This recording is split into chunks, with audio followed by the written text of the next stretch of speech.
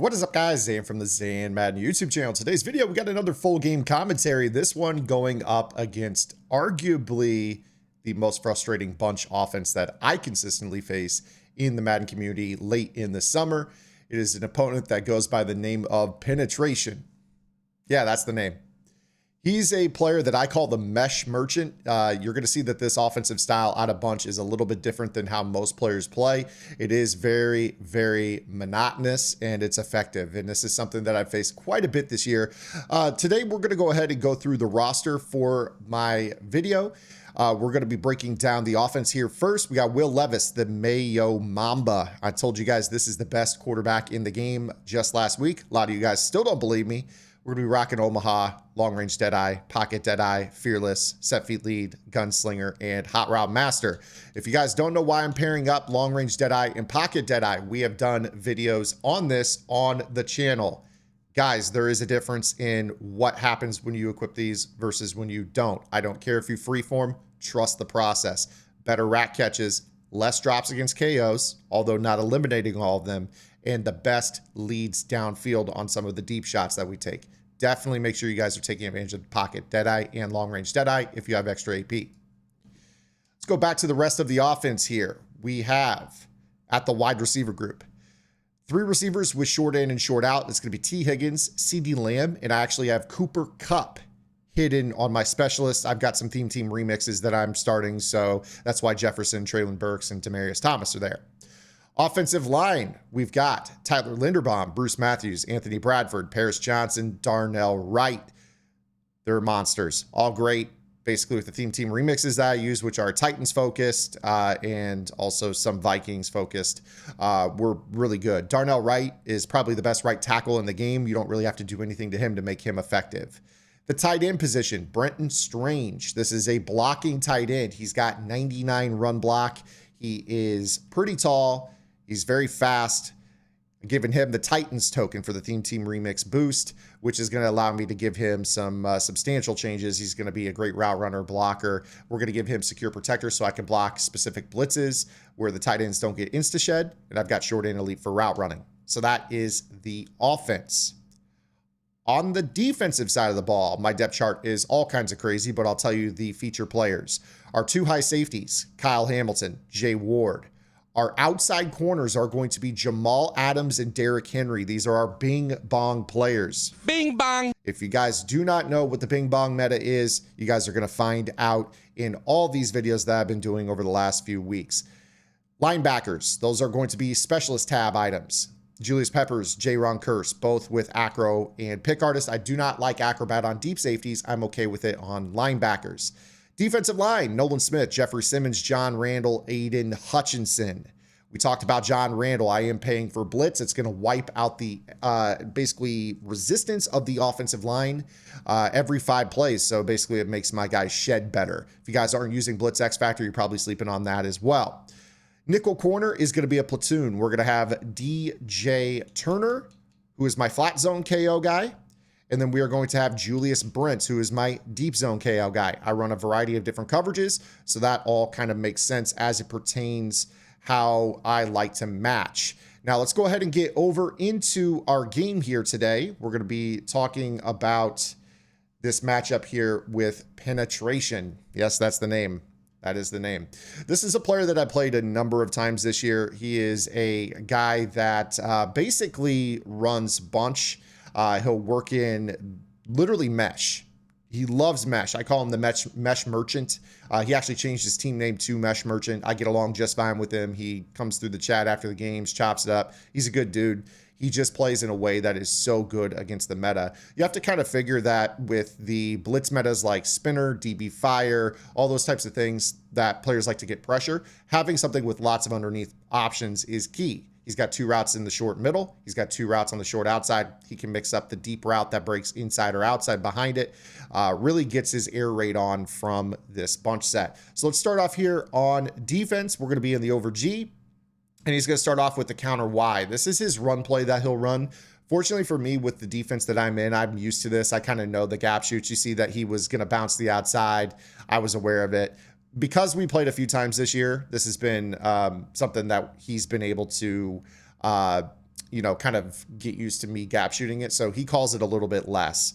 You saw right there, quick fear of the bing bongs on the outside. Jamal Adams with the hit stick, instead of him turning upfield and initiating contact, he has to kind of take less yardage. So he takes that throw in the flat. This is his throw that he takes off of mesh. And this is such a good call because it looks like mesh. The running back wheels out to the flat just like he does on his other mesh play. But that drag over the middle cuts up the seam. So it's kind of a sluggo, if you will. Right here, he goes to a base call. We get a shed by Nolan Smith off the edge, and we are able to tackle him for no gain. So again, glowing running backs, I've been told time and time again, these guys are unstoppable. I just find that the people that tend to be in dollar are the ones that don't like defending the run. Here we go with the mesh. And you see that he throws the drag underneath, avoids Derrick Henry bearing downhill on him and swerves backwards, again, kind of costing him yards after the catch. Again, I like this style of defense because it is very Chicago Bears, Lovie Smith, Tampa 2, Kiffin tree, as he goes to that wide curl play with the seam off of that. Unfortunately, I got a KO right there. But this defense is predicated on kind of giving you the flats, right? Like, I want you to show me first and foremost that you are patient enough to take your checkdowns. And then if you're going to take your checkdowns, are you the type of player that's going to get greedy after the catch and try to outstick in the flat and risk yourself fumbling? Because I played penetration so many times, I'm just going to call him, I don't even know what I want to call him. Since I played this opponent so many times, he's kind of afraid of the avalanches. So he tries to avoid them a lot. A lot of players that run bunch, that run tight, for instance, they'll throw quick out to the flat and try to make a move in the flat. Well, with this style of defense, we're going to be in a spot where if you do that, you're going to turn the ball over quite frequently.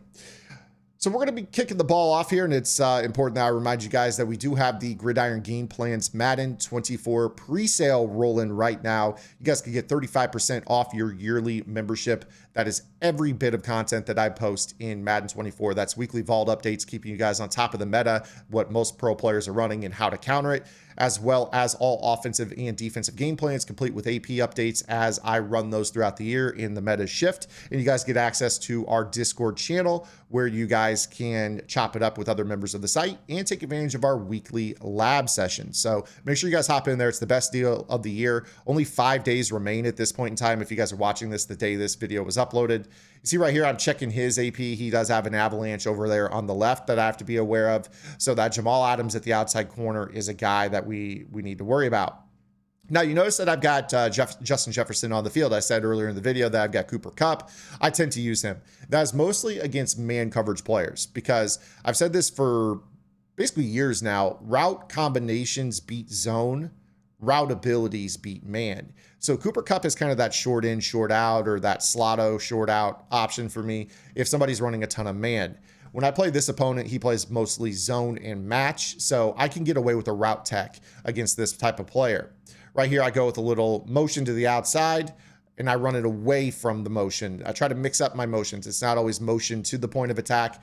Sometimes if you can set up a run with a motion that you follow, your opponent will stand flat-footed or even cheat to that side, which allows you to really go backside. Much like yesterday's video, we are facing someone in over G. Yesterday with the commentary against Steve, we saw a lot of that. We're facing it here in the form of regular over G, not a show blitz where he kind of shows into a 4-4.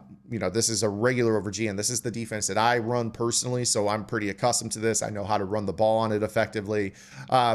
Which I'll bring up kind of something that really made me cackle in yesterday's video. I had a couple of comments, which you're always going to get comments on YouTube, but the one that really made me chuckle is yesterday in the video against Steve, which was a 38-37 overtime victory.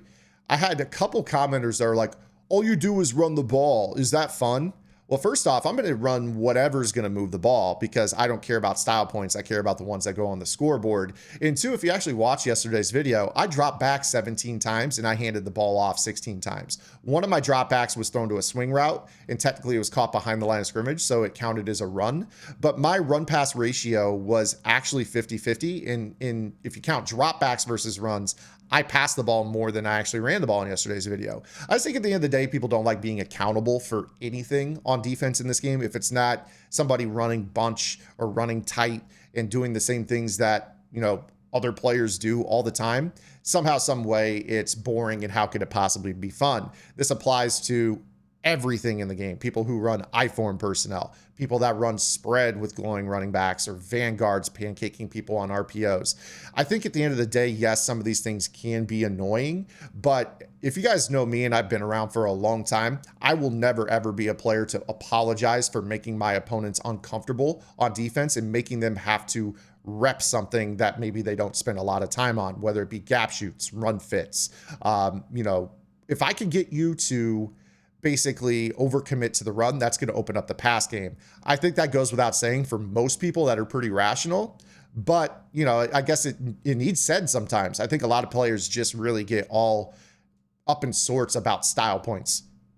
6 is 6. That's all I care about, is putting points on the scoreboard, especially when I have the ball at half here, which is why it's important to control pace of play as well. I've always been a player that the game is kind of, you have as we have a good knockout here, the game is built in a way where I think you just need to be risk averse this year. You could win games solely by controlling clock and making your opponent have long, difficult to sustain drives. When my opponent has the ball first in the game and they only get 3, my goal immediately is, okay, well, I'm going to score and leave him no time. And then I'm going to have the ball again at half with an opportunity to go up 14-13. Or if I took 3 before half, I could go up 10-3. And then it's basically going to be a situation where he has 1 possession in the second half. I've got 1 possession to follow that in the second half, where a field goal can win me the game. So when you can get a hold to 3 on your first drive defensively, that is immediately where I think, okay, I'm going to go ahead and make it where he gets basically 1 full possession the rest of the game. And if I just manage the game, I win. So you can win the game on defense by holding to 3 on your opening drive. I think a lot of players kind of forget that. And that's where it leads to, how could that be fun? Well, my argument is fun is winning. Winning is fun. People who say, how could that be fun, typically aren't the ones that win the game. So that's just my take on it. I'm going to digress, get off my soapbox. I'm on those enough anyways, as is. Saw that last play, a little bit of a wheel out route combo. I know my opponent is running a similar coverage to what I run, which is I3, inverted cover 3. You guys can find that on Gridiron Gameplans, which if you guys take advantage of the Madden 24 presale, you guys can unlock everything from Madden 23 as well. Poke around the website, take a look at everything I've dropped on the website, and kind of get your learning curve up for next year. Because I think this offense you're watching right now is going to be very, very meta. You see right here, we do break a tackle in the backfield. Good defense by my opponent. One of those runs every now and then where a glowing running back will kind of bail you out a little bit. But I think that's kind of a prevailing thing too, is in general, this offense, a lot of people kind of give it a rep for being an AKA running back offense. You don't really have to have an AKA running back for that. It just helps. Every once in a while, somebody sets up a good defense and you get hit in the backfield. It can get you back to the line of scrimmage off a broken tackle, or in that case, I was able to break a tackle and pick up a first down. But one of the things you'll notice a lot of times in this offense is I'm very patient. Like I'm setting up my blocks. I'm calling the right run schemes. Here's a counter. And, that's good run defense right there. My guy didn't break a tackle. He did a good job playing his gap, narrowing down where I could run inside that pulling guard.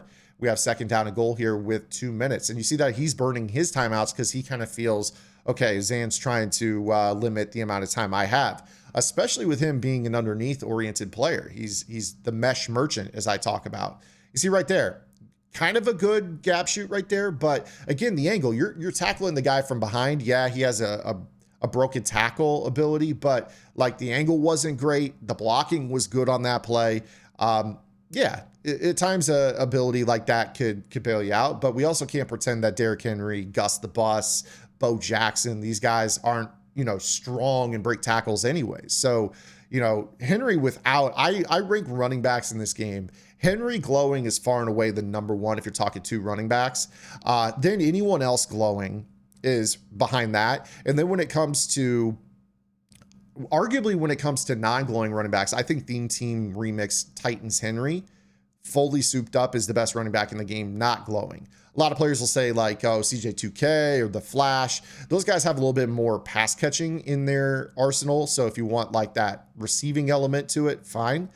But I also don't really struggle throwing the ball to Henry that much either. Like if I can find holes in my opponent's defense that are, leaving the flats open, swing routes, things like that, I can get the ball out to him in space, and then he's one-on-one on the perimeter with somebody that he's going to be able to truck.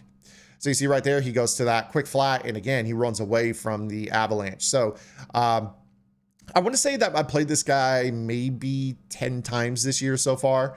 And basically he's learned the hard way. Like if you want to throw the ball in the flats, we're going to try really hard to rip your head off and make you pay for that. You see right here, here's that mesh again, or with that seam, makes me pull back my user in the seam so he can hit the drag underneath. So this game, he's actually run a lot less of the mesh post in the regular mesh, and he's running this Y curl play.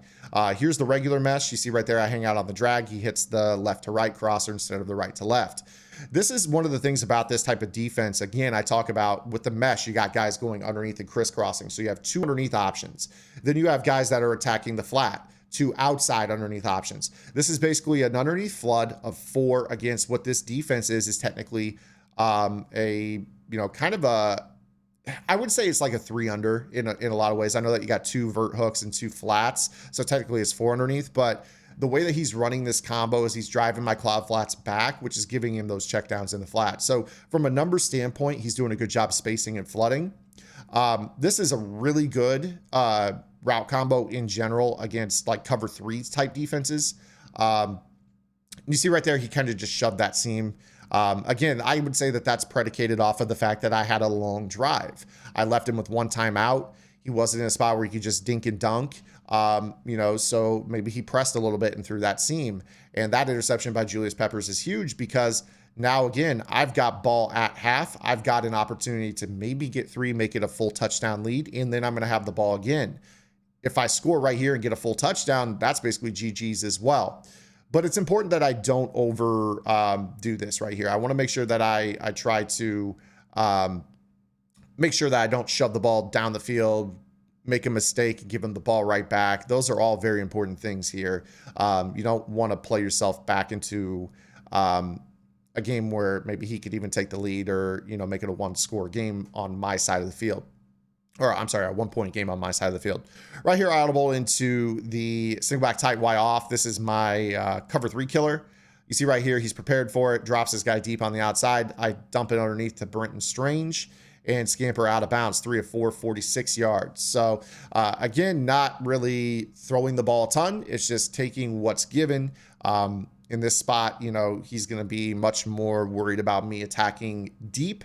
Earlier in the game, I was trying to establish the run right here. I kind of need 20 yards or so for field goal range. He's going to try to make sure that I don't get my double corner setups, my Y leak setups. Right here, this is an underneath manipulation for me. This is my drag wheel combo with a swing to the left. A lot of times I'll throw that and just kind of get out of bounds. You see that, it's 4 yards, but it's there, right? Kind of spacing the field in a lot of ways, kind of like he does. I've got, those underneath horizontal stretches, a flat and a swing going to both flats. I've got a route that comes under the middle and then wheels up the sideline. And then I have that other route that follows in behind it over the middle if the user bails. Right here, I go for a kill shot play and I try to shove it deep and I throw a pick right back. So exactly what I told you just about a minute ago, where I don't need to get over aggressive here and give him life.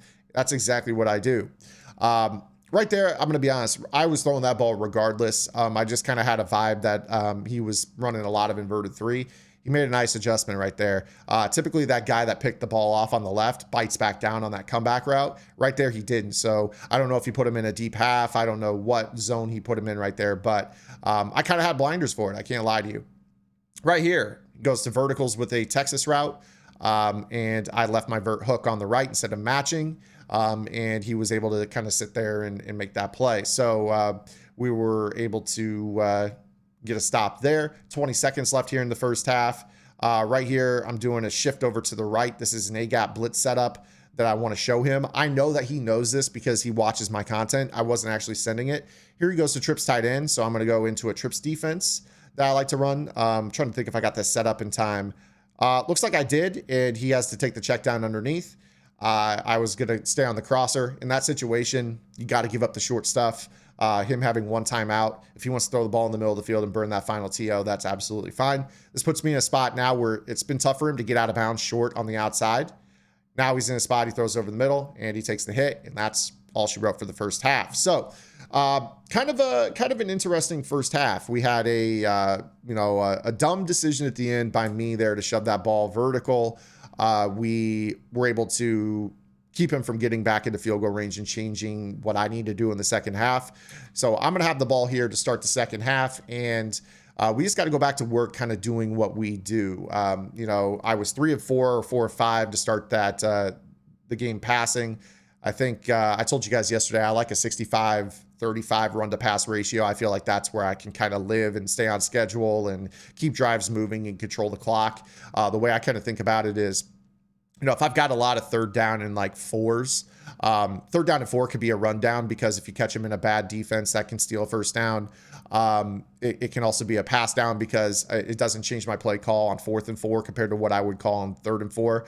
I think a lot of people will be like, oh, you ran the ball on 4th and 4. Like if you show me dollar, for instance, with the D-line spread, especially if you have threat detector, and I know that nickel corner is dropping back in coverage, I could run the ball on that. And a lot of players will be like, oh, you just prayed. And it's like, no, I mean, kind of, we're all playing the same game. We all have threat detector. Like, I knew you were dropping 8 in coverage right there. So, and you're running dollar spread with no D-line pinch, no sheds, none of that.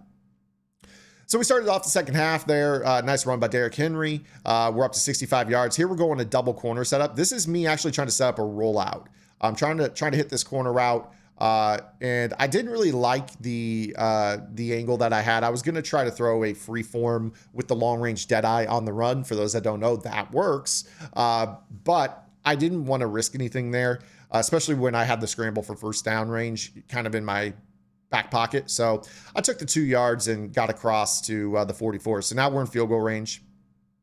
Right here, this is underneath manipulation drag with a backside slant, deeper over route over the top of it. You see that he bites back to the slant. I'm able to hit the over route where his user would have been in the middle of the field. So 2 underneath routes, pulled him down. Middle route, attacking the intermediate tier of the defense. I had a run off streak to pull the zones deep on that side of the field, and that spells a first down.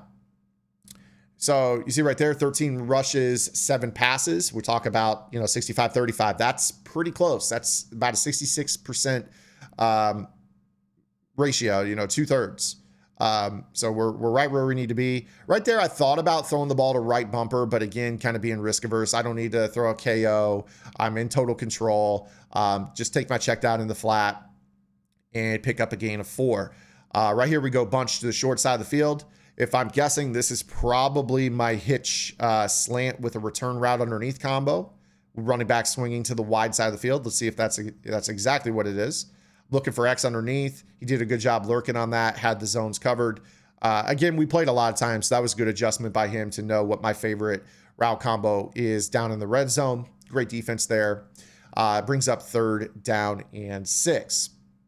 So right here he's showing blitz out of the over G, but because I have threat detector, I know it's, you know, just a bluff. He doesn't really have intent to send these guys. There he kind of blinks them late in the clock, which kind of changes what I'm thinking. So right here I end up being in a spot where I don't like at all what I'm in, and I actually make a mistake, and I just force this into the flat. Fortunately for me, he had his guy in a deep zone over there. So I gave myself one route late in the play. That route combination was terrible. The slant hitch was to the wrong side of the field. I had a fade down that right side. I had one route I could throw, and it was all predicated off of the fact that I knew he was blitzing in the flat. So that was a bad call by me.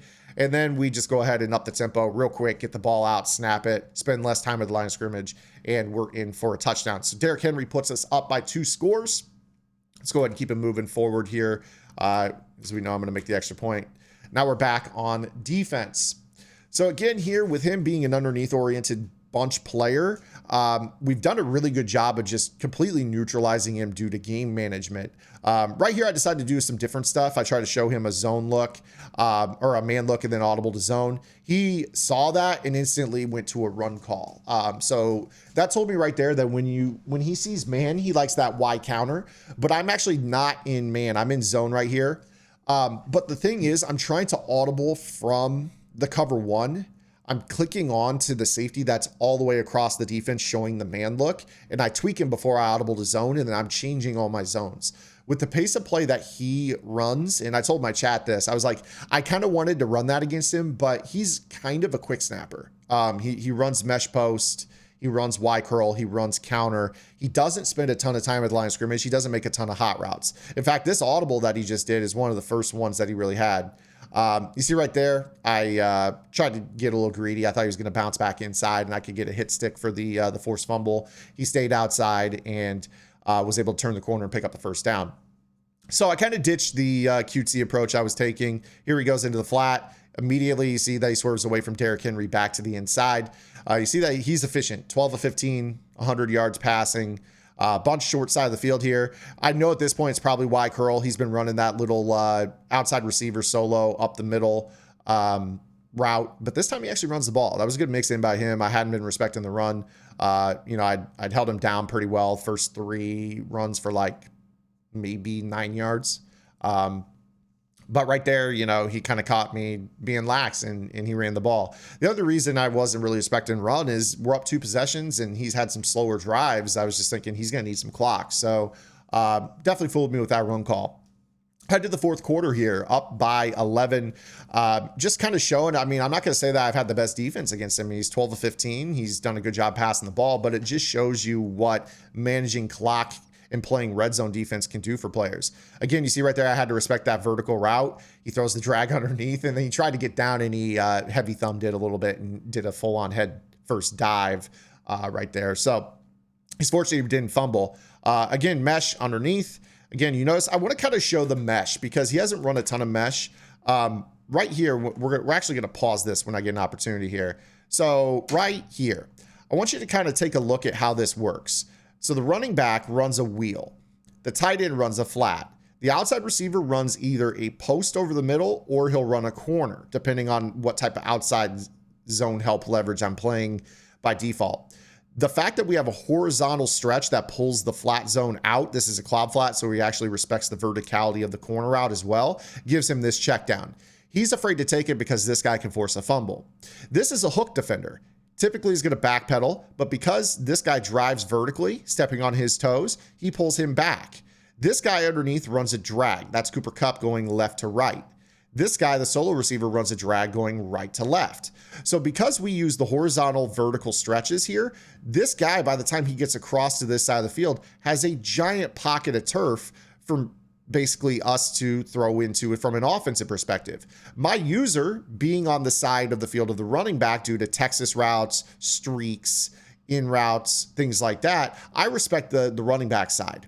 So with this, I'm dropping a guy deep. That opens up an entire patch of grass to the bunch side of the field, shallow, for him to take. So really, when it comes to the defensive side of the ball, what I need to be able to do is mix up what I do with this defender.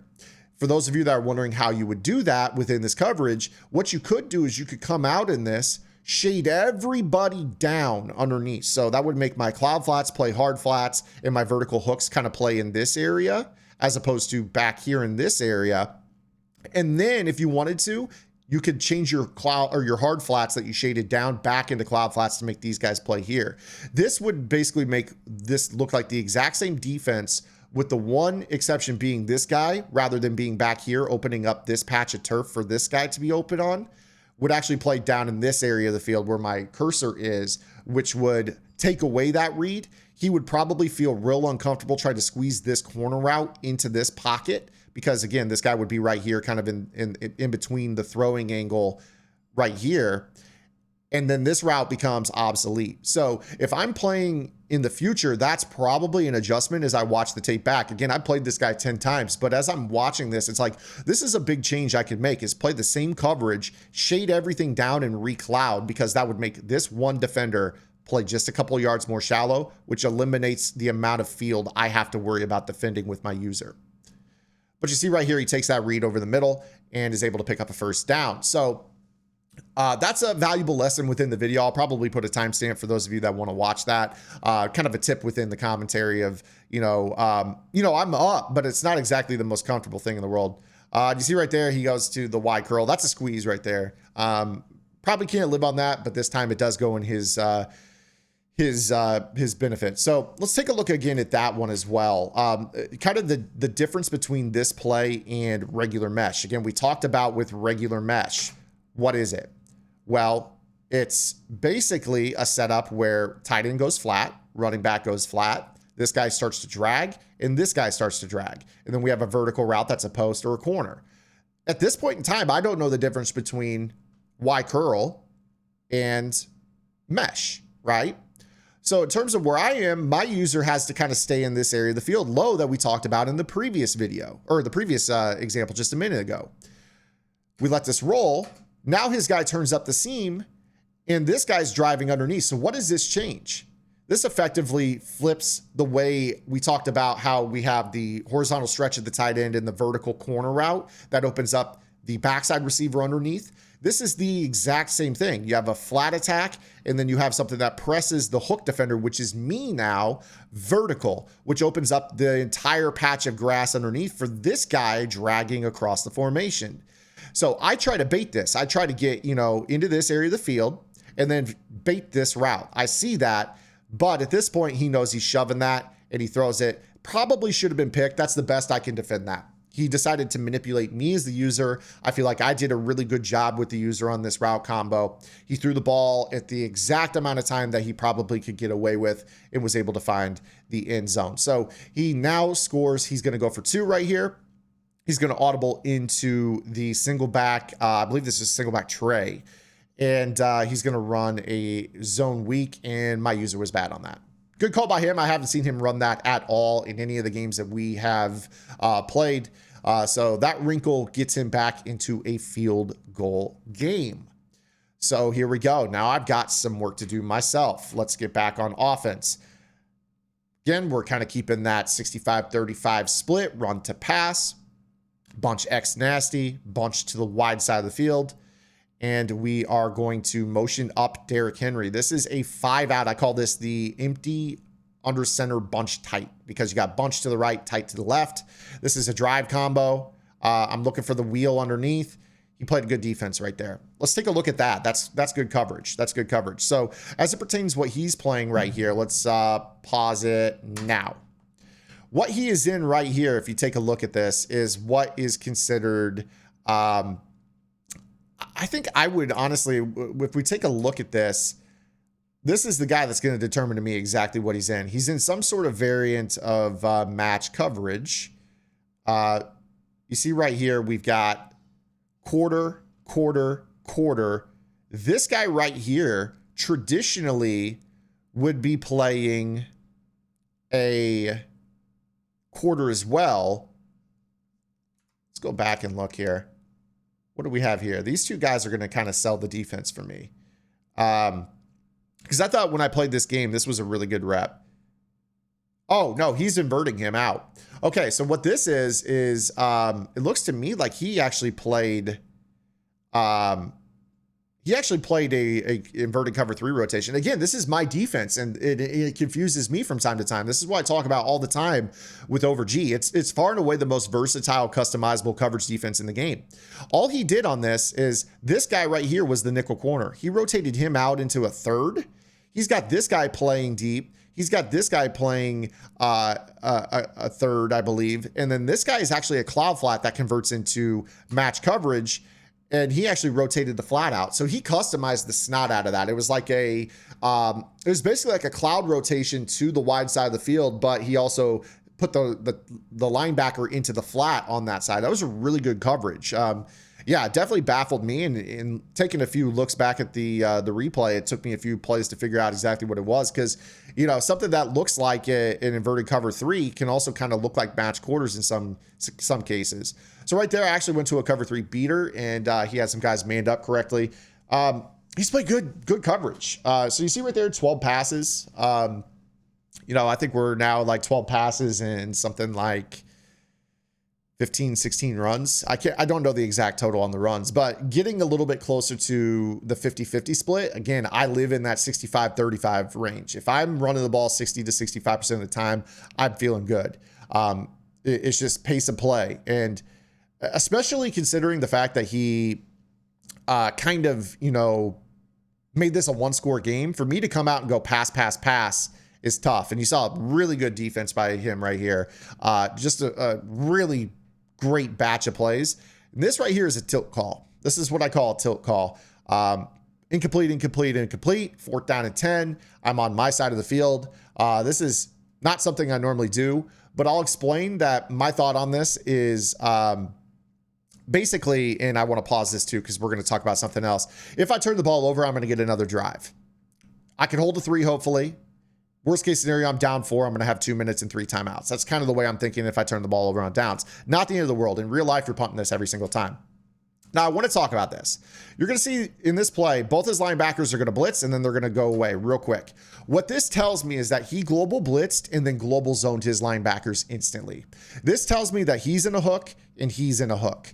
When it comes to this, based off of his coverage, this is most likely a cloud. This is most likely a cloud. This is most likely a third. This is most likely a third. And this is most likely a third. That is about the only way that this could be. Now, the difference could be this guy might be outside third and this guy could be middle third, but this is cloud, hook, hook, cloud, third, third, third. I know this is a variant of cover three just off of that blink. Again, threat detector tells you so much.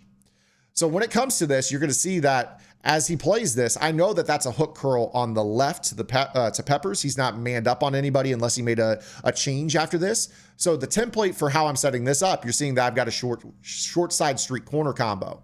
And you see that I know I'm going to be able to throw that over the cloud flat. I pulled the third on that side. That turned that into a simple 2-route combo for me. That little blink on and off, I knew right away exactly what it was. Made my job super easy. He actually would have been better off if he had not done anything remotely close to that and just rotated it out into a standard cover three.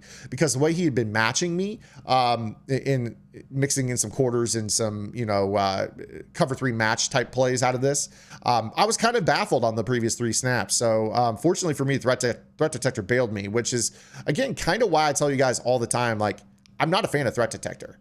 I just don't think that the game is built to be played where the game tells you who's blitzing on 3rd and 4th downs. It makes the best blitzing downs in real life non-blitzing downs in Madden, which is so tough, I think.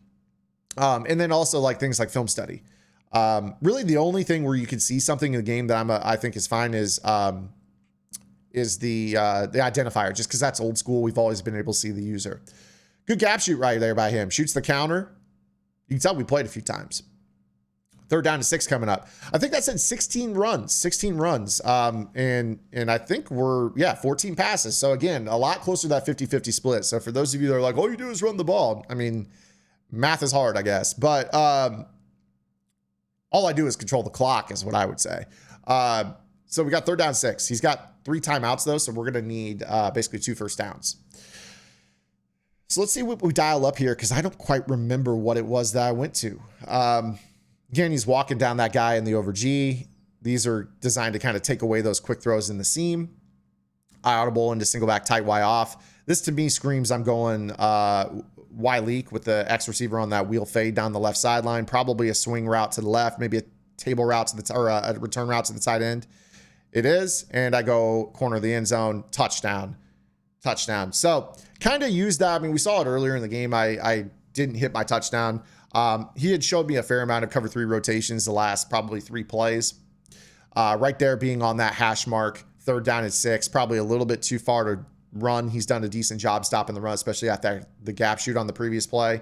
Put me in a passing scenario, and we dial up a laser to go back up by 10. So 21-11 here. And let's get it going here. Start his next drive off. Again, he's in this bunch.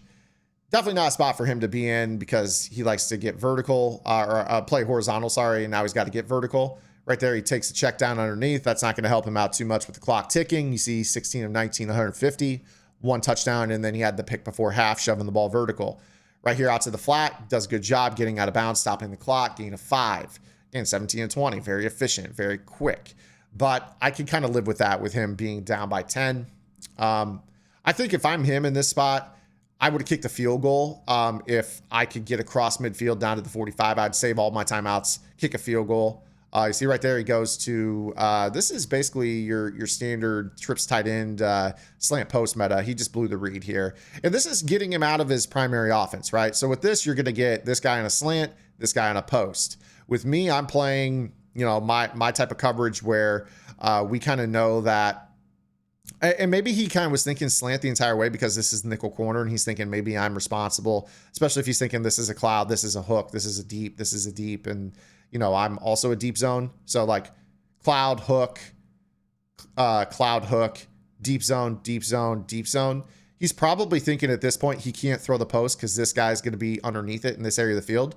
But the way that I rotated my coverage out, he's actually in the deep zone. He's in this deep zone. He's in this deep zone. He's in the flat. I'm technically the hook defender on the left. This guy's the hook defender on the right. This guy's the cloud flat down here. So on this, he's probably thinking, all right, well, I cannot throw this ball to the tight end because this guy, his sight is definitely not on this guy at this point. He just assumes that he's helping in this area of the field. I end up running all the way over. I mean, look at this patch of turf that he could have hit right here. You can see that he's already started his throwing motion though. That was in coverage, and I had an acro there, and that will do it. So there you guys have it. We have a pick six. I end up winning the game 28-11. GG's to penetration. Another pretty cerebral game. I mean, he runs a very quick-paced offense, doesn't do a lot of hot routes. He's very efficient.